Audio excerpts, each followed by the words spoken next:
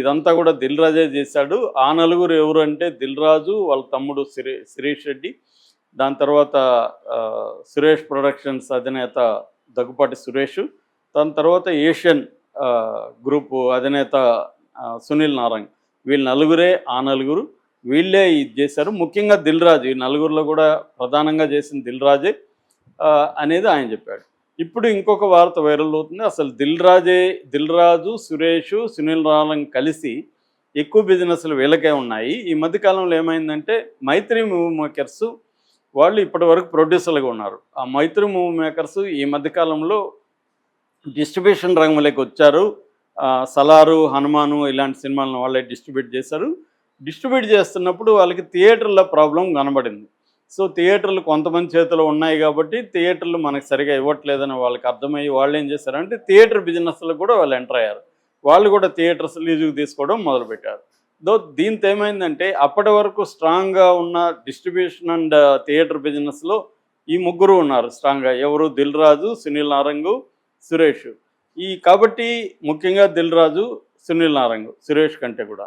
So వీళ్ళకి ఇది పోటీగా అయింది. దాంతో మైత్రి మూవీ మేకర్స్ని కట్ చేయాలని చెప్పి వీళ్ళు ఈ బంద్కు పిలిపించారు అని. ఎందుకంటే ఇప్పుడు ఈ సినిమా కూడా వాళ్ళ ద్వారానే డిస్ట్రిబ్యూట్ అవుతుంది కాబట్టి, ఏది హరిహర వీరమల్లు.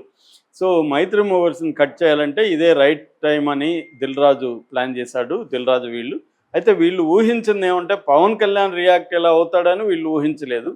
మైత్రి మూవీ దెబ్బ కొడితే ఇది అవుతుందని. దాంతో మైత్రి మూవీ మేకర్స్ ఎవరు? వాళ్ళు నవీన్ ఎర్నేని, రవిశంకర్ ఎలమంచిలి ఇద్దరు కూడా కమ్మ నిర్మాతలు. ఈ కమ్మ నిర్మాతలు అక్కడ చంద్రబాబుని కలిశారు.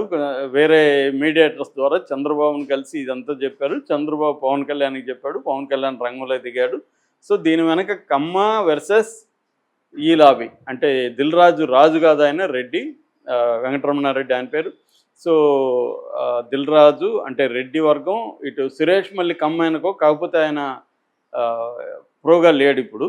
అందుకనే సురేష్ రాని కూడా లేదు. ఎందుకంటే నేను యాక్టివ్గా లేను, నాకేమి థియేటర్లు లేవు, అదంతా సునీల్, ఏషియన్, దిల్ రాజు వాళ్ళకుండా వాళ్ళు చూసుకుంటారు. నాకు లేనప్పుడు నా మీద ఎవడు మాట్లాడితే నేను ఎందుకు రియాక్ట్ అవ్వాలన్నట్టుగా ఆయన సైలెంట్ అయిపోయాడు. సునీల్ నారాయణ కూడా బయటికి రాలేదు, ఓన్లీ దిల్ రాజే వచ్చాడు. సో ఇప్పుడు క్లియర్గా ఏంటంటే మనకు కనబడేది ప్రధానంగా దిల్ రాజే విలను, పవన్ కళ్యాణ్ సినిమాకి వ్యతిరేకంగా దిల్ రాజు చేశాడు అన్న నెరేషన్ బయటకు వచ్చింది. నిజానికి దిల్ రాజు గోలు పవన్ కళ్యాణ్ సినిమా ఆపడం కాదు. దిల్ రాజు గోల్ ఏంటంటే మైత్రి మూవీ మేకర్స్ని వాళ్ళని కట్ చేయడం. వాళ్ళు ఎదుగుతున్నారు, తనకు పోటీగా వస్తున్నారు కాబట్టి వాళ్ళని కొంత తగ్గించాలనేది, వాళ్ళ దూకుడిని తగ్గించాలనేది దిల్ రాజు ఆశయం అని చెప్తున్నారు. గతంలో కూడా ఇక్కడ వరంగల్ సీన్కు దిల్ రాజుకి మధ్య కూడా గొడవలు వచ్చాయి థియేటర్ దీంట్లోనే. వరంగల్ సీన్ కూడా చాలా ఓపెన్గా దిల్ రాజు క్యాంటీగా చాలా మాట్లాడాడు.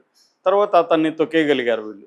సో ఎక్కడైనా మోనోపల్లీలో రెండు రకాల మోనోపల్లి ఉంటాయి. ఒకటి, నువ్వు యునిక్ మిగతా కాంపిటీటర్ల కంటే భిన్నంగా నువ్వు డెవలప్ అయ్యి నీ సిస్టమ్స్ని అభివృద్ధి చేసుకోవడం, ఇవన్నీ ఒక పద్ధతి అయితే. రెండో పద్ధతి, ప్రభుత్వంలో ఉండే నీ పలుకుబడిని కావచ్చు, నీ ఇన్ఫ్లుయెన్స్ని ఉపయోగించుకొని మిగతా కాంపిటీషన్ తొక్కేయడం. ఇప్పుడు అదానీ చేస్తున్నది అదే. అదానీ ప్రైవేట్ ఎయిర్పోర్ట్లు కూడా వేరే వాళ్ళ నుంచి ఎలా లాక్కుంటున్నాడు, సీపోర్ట్లను ఎలా లాక్కుంటున్నాడు అనేది అందరికీ ఇవాళ తెలుసు. బెదిరింపులు చేసి వాళ్ళ మీద కేసులు పెట్టి వాళ్ళని ఈడీలు ఇంకోటి వాళ్ళ మీద ప్రయోగింపజేసి మోడీ ద్వారా వీళ్ళందరినీ కంట్రోల్ చేసుకొని అదానీ ఎదుగుతున్నాడు. అదే ట్రెడిషనల్గా ఉన్నవాళ్ళు, టాటాలు, బిర్లాలు, ఏషియన్ పెయింట్స్, మొరాకో, వీళ్ళు నెజ్లే, వీళ్ళందరూ ఆ స్టైల్లో చేయకుండా వాళ్ళ దీంట్లో యూనిక్గా డెవలప్ చేసుకొని చేస్తున్నారు. సో ఇప్పుడు డిమార్ట్ లాంటి వాళ్ళు అలా అభివృద్ధి అయిన వాళ్ళే. వీళ్ళు గవర్నమెంట్ని ఉపయోగించుకొని కాలేదు. కానీ కొత్తగా వస్తున్న చాలామంది గవర్నమెంట్ని లేకపోతే తమ బలాలను ఉపయోగించుకొని తొక్కేసే కార్యక్రమం చేస్తున్నారు.